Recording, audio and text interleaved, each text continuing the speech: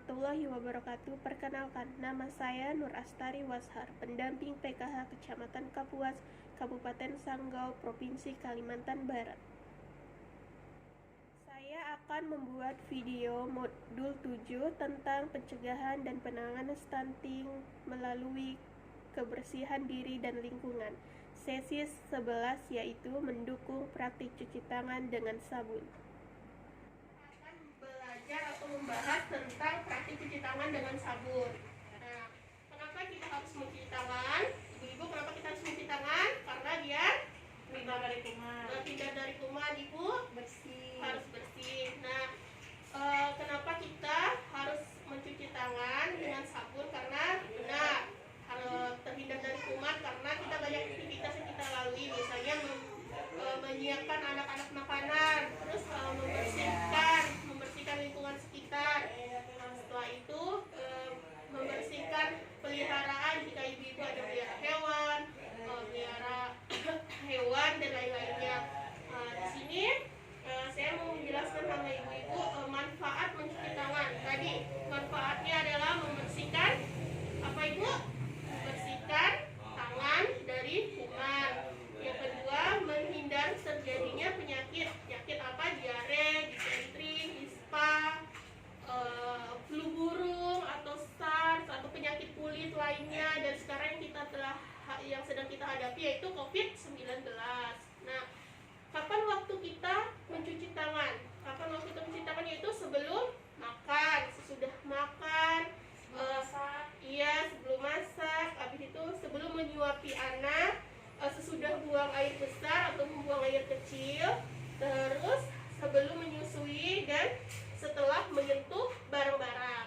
Nah, itu efektif untuk mencuci tangan. Jadi setelah kita beraktivitas, ibu-ibu harus mencuci tangan dengan baik menggunakan sabun.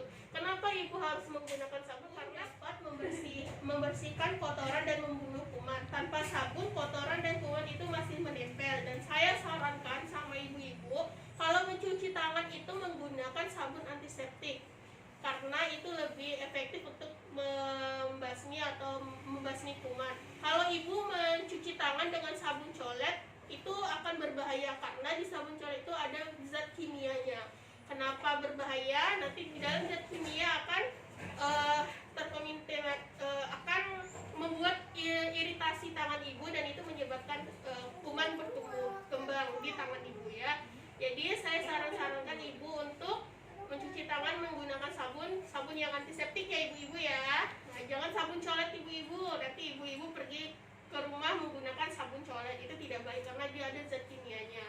Nah, ibu-ibu, di sini saya akan memberitahu ibu langkah-langkah cara mencuci tangan yang benar. Pertama, tangan ibu dibasuhkan dulu di air yang mengalir. Ibu basahkan dulu tangannya. Setelah itu, ibu masukkan sabun ke tangan dan ibu gosok seperti ini. Setelah gosok kedua tapak tangannya, di punggung tangannya juga ibu gosok.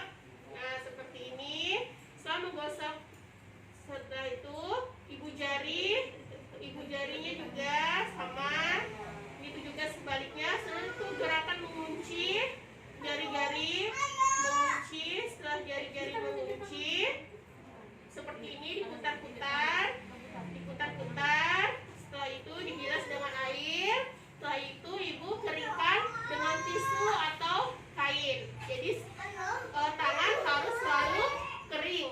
Jangan sampai tangan itu basah, karena kalau basah atau lembab, kuman dan bakteri itu mudah untuk hinggap di tangan kita.